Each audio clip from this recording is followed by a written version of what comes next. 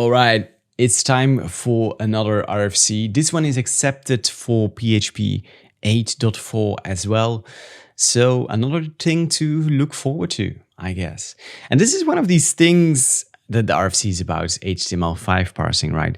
It's one of these things that makes you wonder when you read it, hang on, didn't we have this already for a decade or so? I mean, I checked HTML5. It's let's see here. It's 16 years old. So yeah, that's quite a long time for PHP to add support for it, especially since PHP, is like the programming language for the web. So you would expect it to add support for HTML5 a little sooner, but yeah, here we are. It's a good thing that it's finally getting added, I would say. I actually ran into some cases recently where I had to parse some HTML5, and I was mind blown to realize that there wasn't proper built-in support for it. There are some third-party packages, of course. But yeah, it's a good thing that it's getting added. We're going to read through the RFC and learn some interesting things about it, I guess. So let's start here. PHP's DOM extension supports loading HTML documents using the DOM document load HTML method and load HTML file method. This uses libxml2's HTML parser under the hood to parse these documents into a blah, blah, blah, that uses xdom. Unfortunately, this parser only supports HTML up to 4.01. This is a problem. I agree, because HTML5 has become the de facto standard for websites over the past decade. Introducing HTML5 parsing to PHP's DOM implementation is crucial for modernizing and enhancing PHP's capabilities in handling modern web content. I would say it's a little more than crucial even. But okay, we're getting it, so that's nice. So let's continue to read. Using load HTML file to load HTML5 content results in multiple parser errors and incorrect document trees. Yeah, that's true. I ran into that. I tried to parse. Well, actually, I'm writing like a template engine because everyone has to do that once in their PHP career, and I don't want to rely on pure regex parsing. I want to actually parse my template in a proper DOM and then do stuff from there on out. So I needed to parse XML basically. And if you just parse an HTML document as XML, you run into all kind of weird things. So you have to parse it as an HTML document. But if you do that with PHP's built-in HTML library and you're using modern HTML5, I wouldn't even know what modern HTML is anymore. I just write it and I expect it to work, but apparently it doesn't in PHP. So these issues arise from changes in parsing rules between HTML4 and 5. Now, notably, the current parser does not recognize semantic HTML5 tags as valid text. That's quite an important one. Then there's also problems with certain element nesting not allowed in HTML4, but allowed in HTML5, causing incorrect document trees. Yeah, I ran into that as well. Another concern highlighted in PHP's bug tracker is the handling of closing tag with script contexts, with the common practice of embedding HTML within JavaScript. Oh yeah, that's an important one with modern code. HTML5 4 parsers encounter problems with closing tags within JavaScript literals. I almost said rituals. Anyways, consequently, parsing through load HTML leads to incorrect document trees. So there are a bunch of issues. The list goes on and on. Not being able to parse HTML5 properly is one of the major pain points of our DOM extension. True. There's an open issue at the libxml2 bug tracker to add HTML5 support. Hey, let's actually take a look over there. It was, only created 3 years ago. Yeah, there's some stuff here. We're not going to read through that.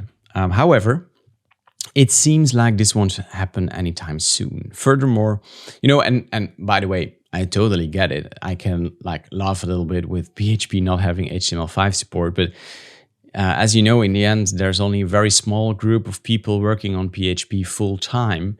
So yeah, it makes sense that it takes quite a long time to add these kinds of things. And I imagine the same goes for libxml2.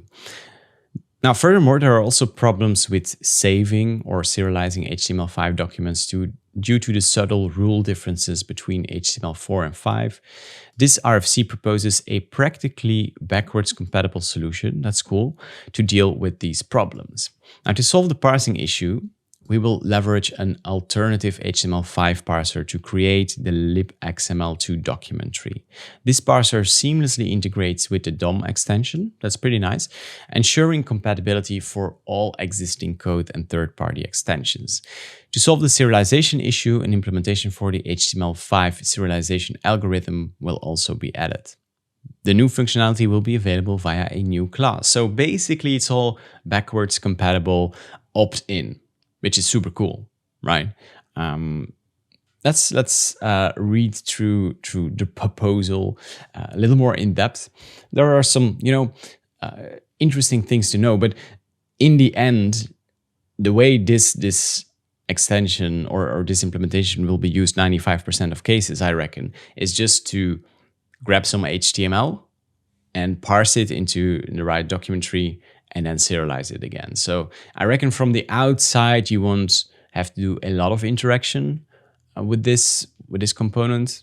I'm also thinking about like my own use cases, so I might be wrong in that regard, but I think it will be interesting to get a little more in-depth into the details here. So the most important requirement is that the new class must integrate seamlessly with the DOM extension. I think that's really a really good decision they made here, because it means that you can just swap the entry point, and everything else should, in theory, keep working the way it used to work. It's saying this drop-in replacement, right? You will still be able to use all the existing APIs to manipulate and traverse DOM documents and nodes. Okay, so this proposal introduces a new class, the DOM HTML document class. The reason we introduce a new class instead of replacing the methods of the existing class is to ensure full backwards compatibility. Yeah, I reckon. So, of course, I've got mixed feelings about this. It makes total sense on one hand, because then you can edit in a minor version and the upgrade path is super smooth. However, imagine you start with PHP today and you're like, hey, there are 2 DOM implementations here. Like, what's the correct one to use? And note that there is no indication of the name within the class, although that might have changed actually. It used to be named HTML5 document, and now it's just HTML document. So that's interesting. But let's continue to read. There are applications that work with legacy HTML4 documents. So we will also keep the DOM document class. So we'll have a DOM HTML document and the DOM document class in the root namespace. You can imagine that will be confusing for people who don't read through these RFCs, and that's an important thing to note. Now, code that wants HTML5 functionality can use the DOM HTML document class. Sure. How does the class hierarchy look and how does it interact with DOM document? We'll add a common abstract base class called DOM document. Okay, so that's in the new namespace. It's taken from the DOM spec and JavaScript world. It contains the properties and abstract methods to both HTML and XML documents. Example of what it excludes like first element child, last element child, but it doesn't include XML standalone, XML version. Okay, so abstractions, right? Then we'll have 2 subclasses. I think, okay, there's a graph about, it's written in code here, which will make it a bit more clear, I think. So HTML document, right? And XML document. DOM document will also use, okay, so the old DOM document will also use the new DOM \document as a base class to make it interchangeable with the new classes. We're only adding XML document for completeness and API parity. It's a drop-in replacement for DOM document and behaves exactly the same. The difference is that the API is on par with HTML document and the construction is designed to be more misuse resistant. I like that. A DOM document will not change and remains for the foreseeable future. So I get it, but it sucks.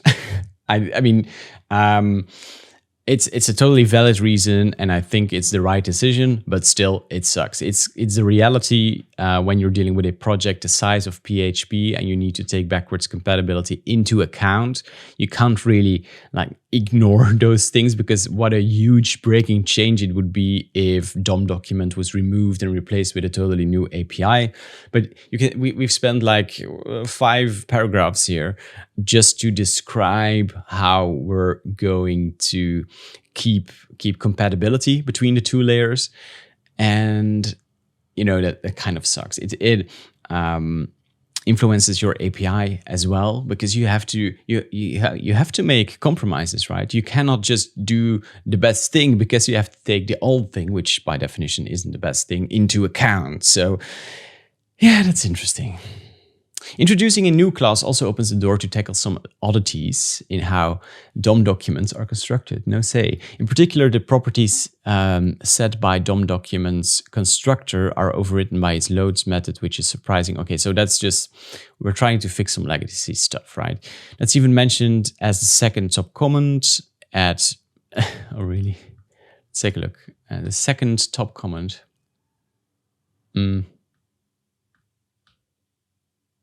Yeah, over here I think is the third, but anyway, PHP has some quirks, who could have guessed? Furthermore, the XML version argument of the constructor is even useless for HTML5 documents. While we cannot change the behavior of the old DOM document, we can choose a sane behavior for the new HTML document and XML document implementations. So instead of mirroring the broken API, we'll use factory methods. Factory methods are essentially a way to implement multiple named constructors, as it's unclear what a default constructor should do for DOM document derivatives. We choose to only have named constructors and disable the public constructor by making it private. Interesting. That's, I would say, a good choice. This should make the code also more readable and less surprising, as the factory methods name tell us exactly what the behavior is. So, okay, let's scroll through the code. We have our namespace DOM. This is all new code, right? We have an abstract class document that extends node, implements parent node. Okay, sure. Then we have a final XML document class, which extends this abstract class, and we have HTML implementation also extending the same class, and it has a couple of static methods, right? Create empty, create from file, create from string. Yeah, that makes sense. That's pretty straightforward. And then we have DOM document, which is the root implementation, which is the old implementation. Now it also extends this same abstract class to make sure that everything is compatible. So cool. The override encode parameter is optional. Let's take a look here. Where's override encoding? Okay, and what does it do? It is used to override the implicit encoding detection routines as determined by the HTML parser spec. This can be useful when the document is downloaded manually. Passing null means that the encoding will not be overwritten. Okay. Oh, this is not a link, so I can't read what it does. I'm not sure what it does, but I'm pretty sure it's useful in some cases. We'll have the existing DOM classes in the global namespace and our 3 new classes in the new DOM namespace. Sure, that's what we've seen. This is awkward. Oh, really? Yeah. I propose to solve this by creating namespace aliases for the existing DOM classes and constants. Creating namespace aliases for the existing DOM classes and single... Oh, okay. So namespace aliases for the old version so that they are also namespaced. This would improve consistency and in the far future may allow a complete transition to the namespaced variants. This means, for example, that there will be an alias DOM element. Yeah, sure, but what is... So will we have like a DOM document then as well? An alias DOM element for DOM element, an alias DOM entity for DOM entity. The exception will be DOM exception, which is aliased to, oh no. This is just creating more inconsistency. I don't know if this part is accepted, so we'll have to check. I don't know if there's a separate vote for it, but I mean,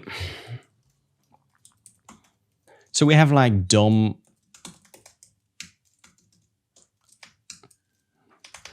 entity, right? Which will get an alias to DOM entity. Then we also have DOM exception, which will be aliased to DOM.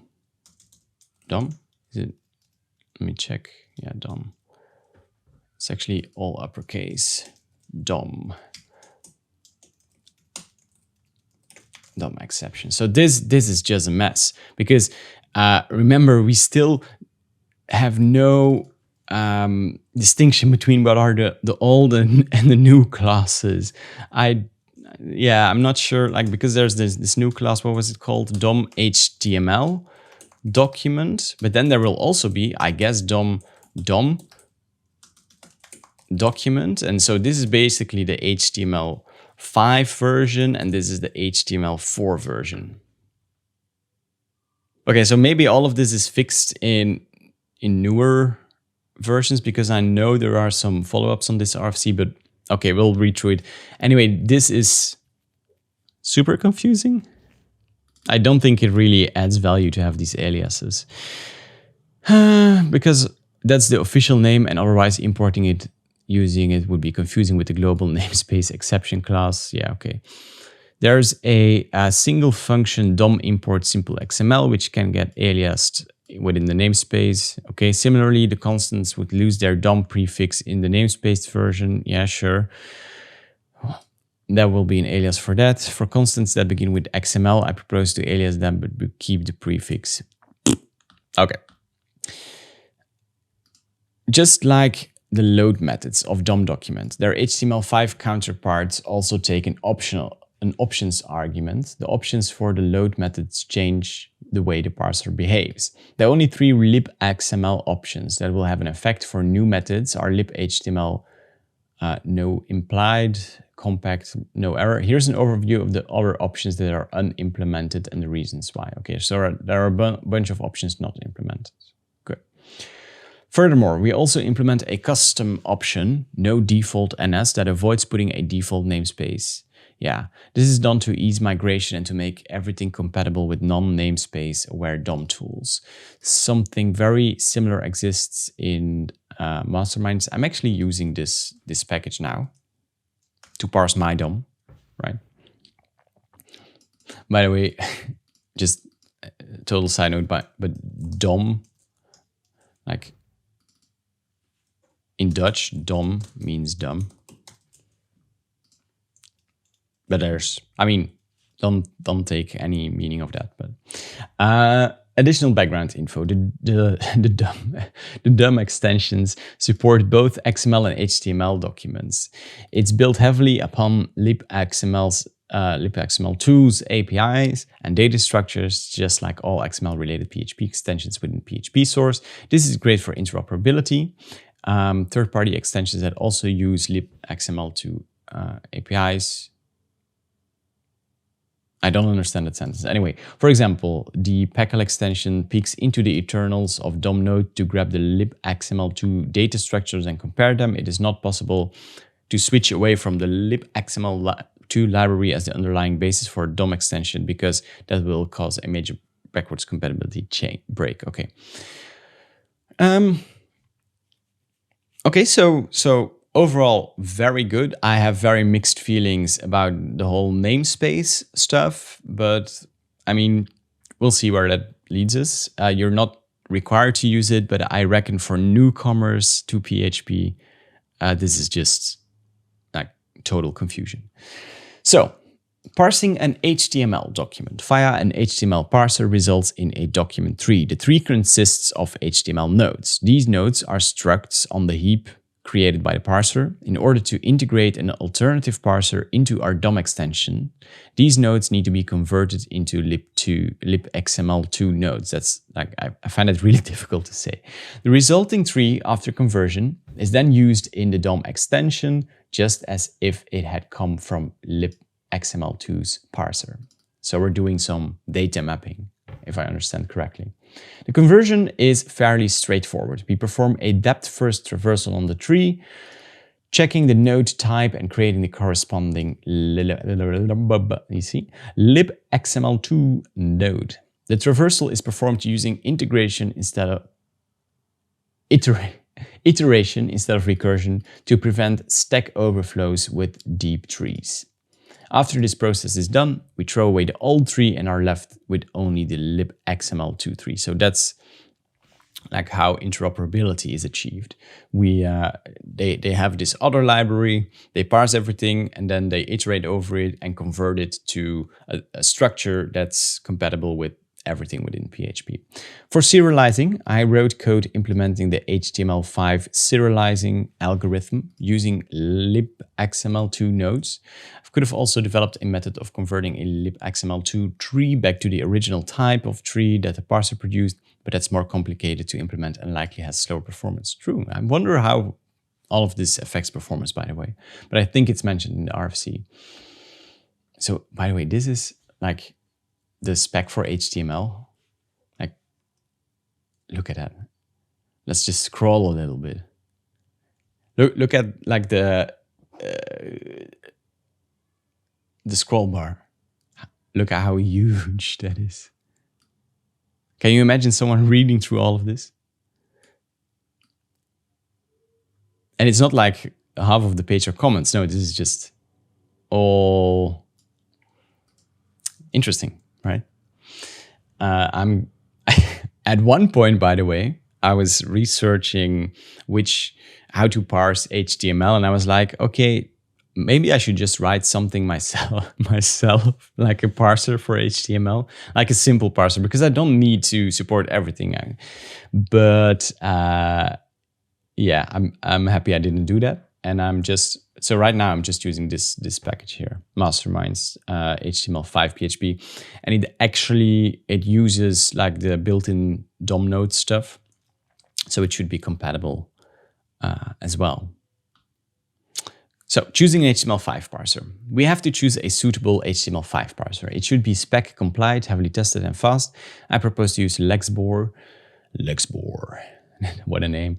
According to its README, it satisfies our requirements. Furthermore, people already made bindings for Elixir, Crystal, Python D, and Ruby. This shows that it's been used in practice in other serious projects. It's fully written in C99. That's ideal because PHP is also using the C99 standard. One small complication is that this library is not available in package managers for all distros.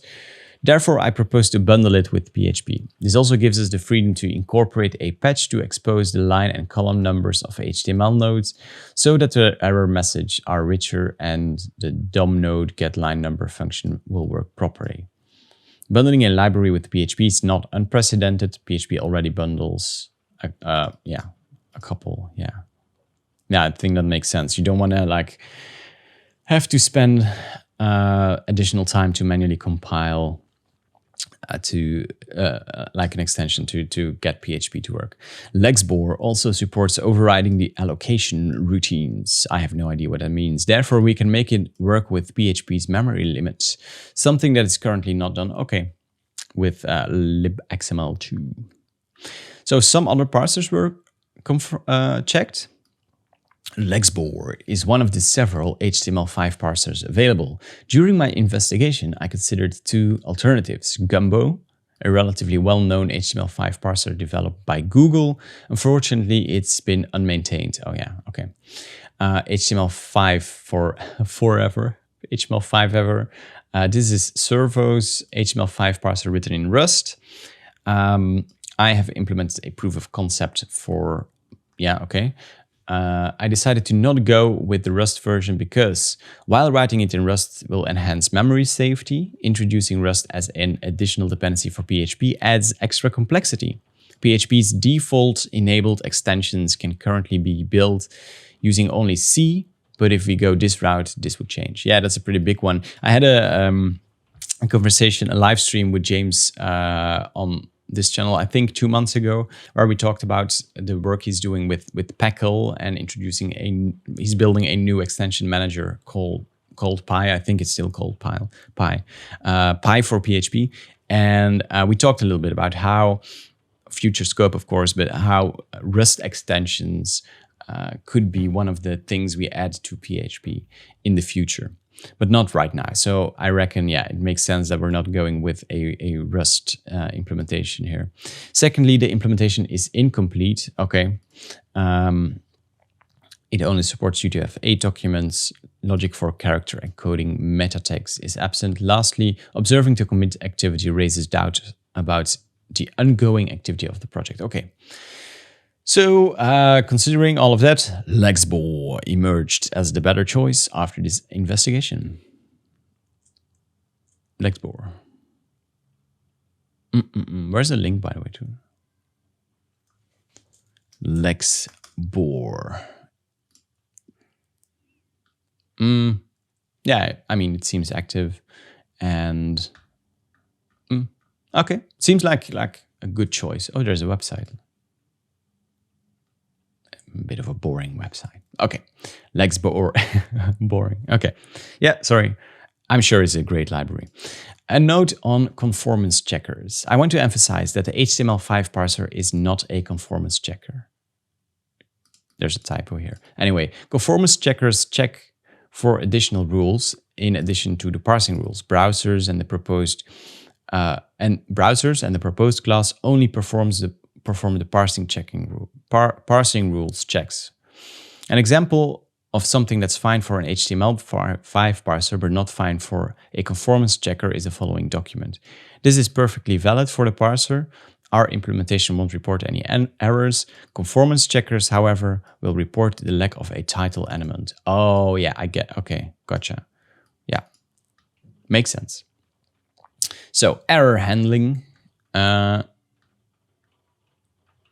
then there's also a part about benchmarks. Yeah, let's continue to read because it's pretty interesting. When parsing a document, potential errors may occur.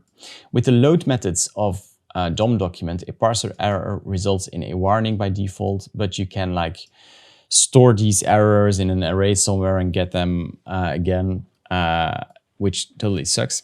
The naming of these methods is a bit unfortunate because it leaks implementation details. Users shouldn't have to care that it's actually coming from libxml2 under the hood, producing these errors. The reality is that these error methods have become synonymous with handling errors in, yeah, exactly. To offer a seamless HTML5 drop-in, my current implementation follows the same error handling as described above. That means by default, we will emit a warning error. If libxml use internal errors true is used, then the errors will be stored and can be retrieved in the same way as described above. This may seem unconventional since the error originated from Lexbor rather than libxml2. However, we have good reasons to do so. Tell me the reasons. Or maybe I already told the reasons to like have seamless drop-in, right? Yeah. The alternative would be to introduce methods specifically to getting the errors from the HTML5 parser. However, I do not believe that it's a good idea because developers utilizing these new parsing methods don't necessarily know that it's using Lexbor. So they expect the error handling behavior to be the exact same. Sure, the proposed approach makes it easier to use as a drop-in replacement. Good point. If libxml2 ever introduces its own HTML5 parser, we can drop Lexbor, poor Lexbor, and nothing changes for the end user with regards to error handling. Okay. Note that exceptions cannot be used. By the way, this is just, this sucks when it comes to error handling, but I understand that it's what we're like, this is the way it is, and I think the drop-in replacement argument makes sense. So, okay, let's just stick with it, but it also sucks. It's just legacy. Note that exceptions cannot be used for parse errors. this is because the parse errors aren't actually hard errors. The parser spec defines how to recover from these errors, and that's what your browser does too. Yeah, because if you have invalid HTML, you know, the rest of the page still renders. In a way, they are conceptually closer to warnings than errors. True, yeah. External entity loader.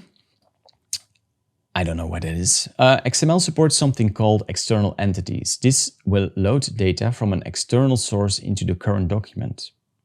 I didn't know that. Because you might want to customize the external entity handling. There is a libxml set external entity loader function to set up a custom resolver. This resolver returns either a path, a stream, or null. In the former two cases, the entity will be loaded from the path or stream. In the latter case, the loading will be blocked. Okay.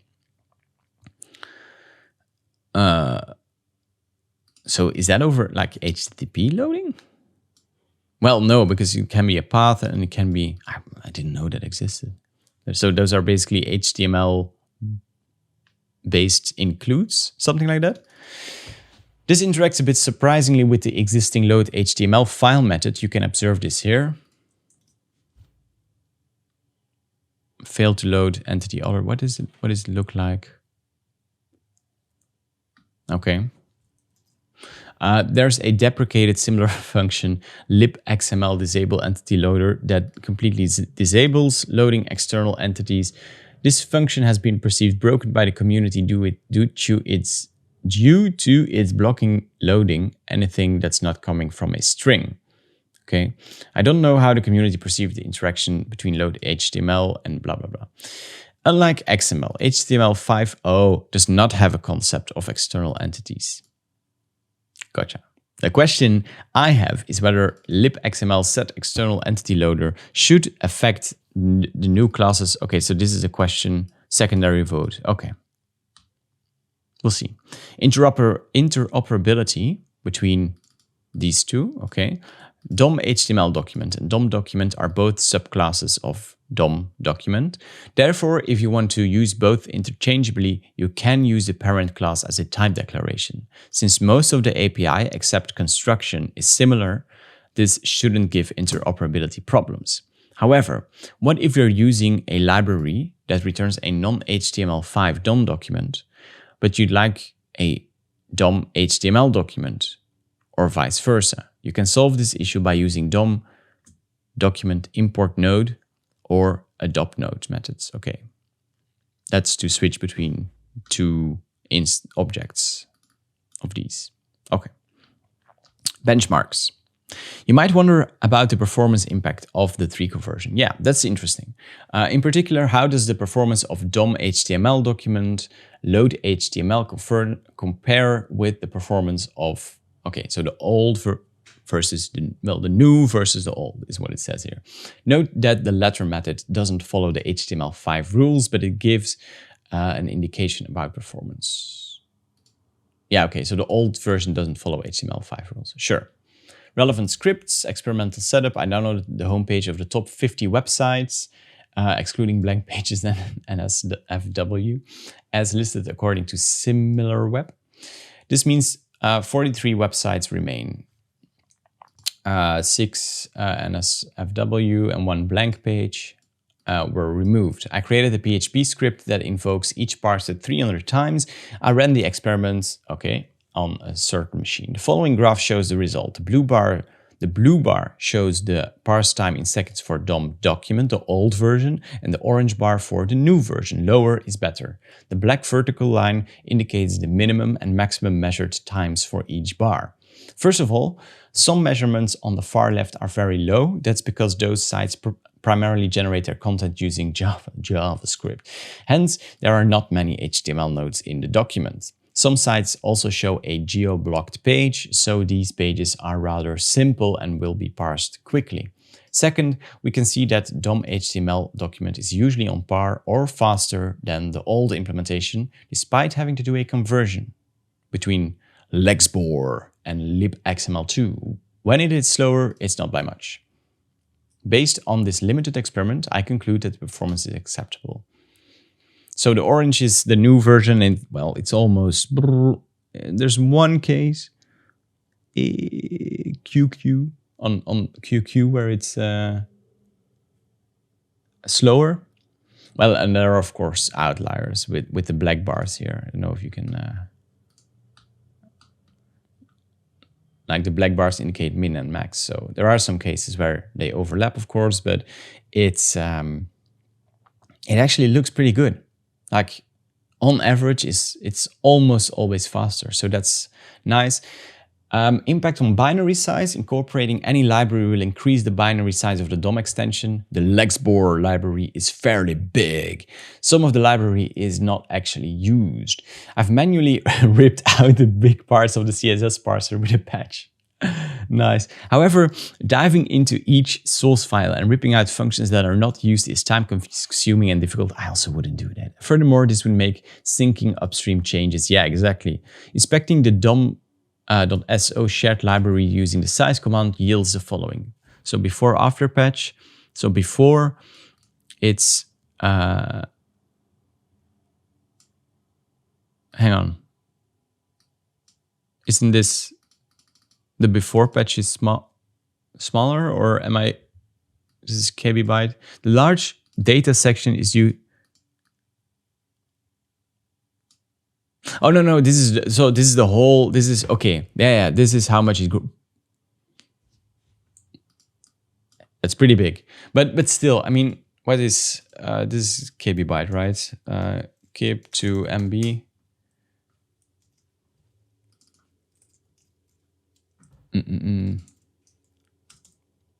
Okay, yeah, so 3 megabytes. Let's add another 500 with the data. Okay, so 3.5 megabytes. Now, instead of 0.1. Okay, yeah, that's quite a big change actually. But I mean, I don't really care about 3 megabytes in total, but I don't know, maybe some people do. The large data section is due to the large lookup tables for text encoding handling. Lexbor supports a lot of text encodings. The HTML5 parser spec requires quite a few character encodings to be supported by a compliant parser. This also has some influence on the text section, but another big part of it is simply all the parsing logic.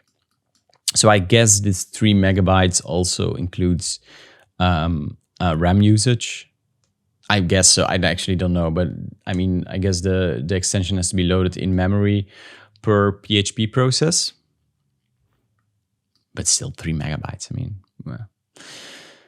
The names are in accordance with the DOM specification, and the class is inside a new namespace. There's currently a discussion. The casing rules are flexible with respect to the outcome of that. Yeah, okay, yeah. So there might be some name changes still. I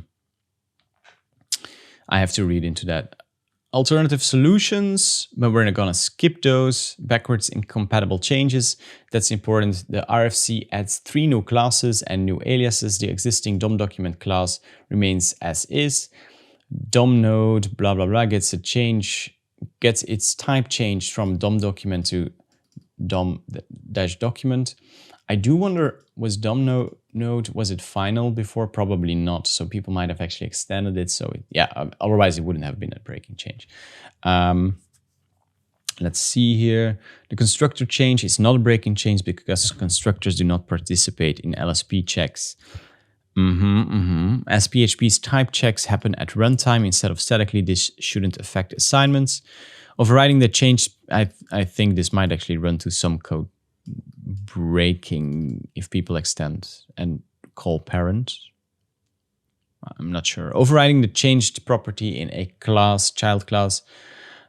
Oh no, okay, doesn't matter. Scratch what I said before. Overriding the changed property in a child class would cause a compile error. However, overriding properties is useless in PHP anyway, so this is only a minor break.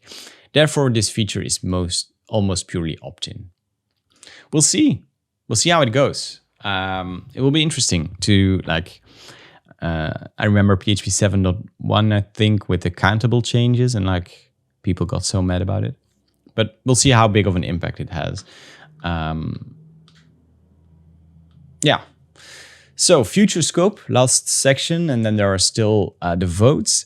This section details areas where the feature might be improved in future, but that are not currently in the RFC.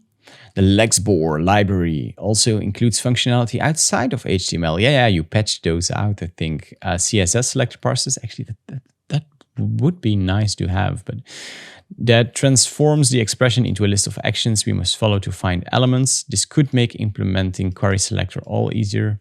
It contains a URL parser, which might be useful for extending PHP's URL parsing capabilities. Oh yeah, okay. There are more performance optimizations and possibly size reduction opportunities. And the new class could be a way to opt in spec compliant behavior. This is out of scope for this RFC. So, primary vote, introduce the proposed DOM classes and namespace aliases. Everyone voted yes. I feel like, this is a great RFC, and overall it will serve the PHP community tremendously. I have a use case for it. So I'm a little bit surprised with only 16 people voting. That's actually the point I want to make, but I'm gonna let it be for what it is.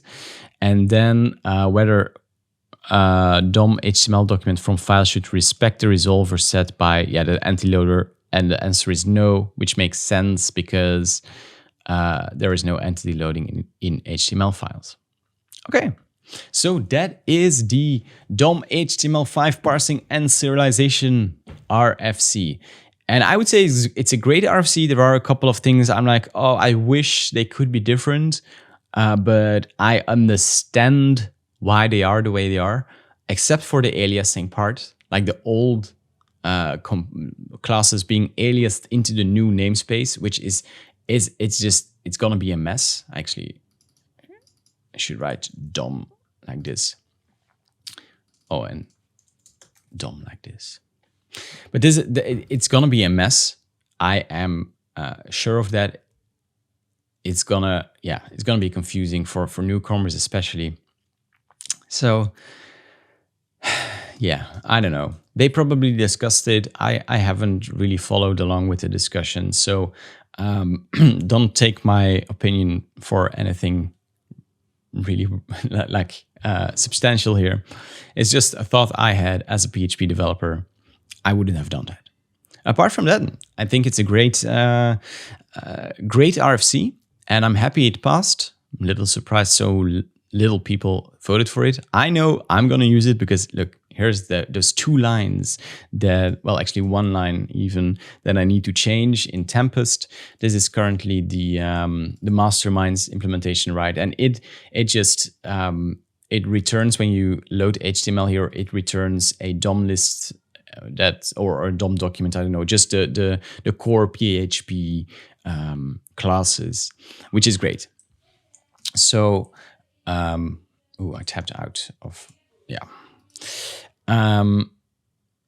so this is nice. And actually that makes me think maybe this is not going to be a thing. Maybe it's just about the classes that are actually also used, in which case it might make more sense. So maybe you should just scratch what I said there.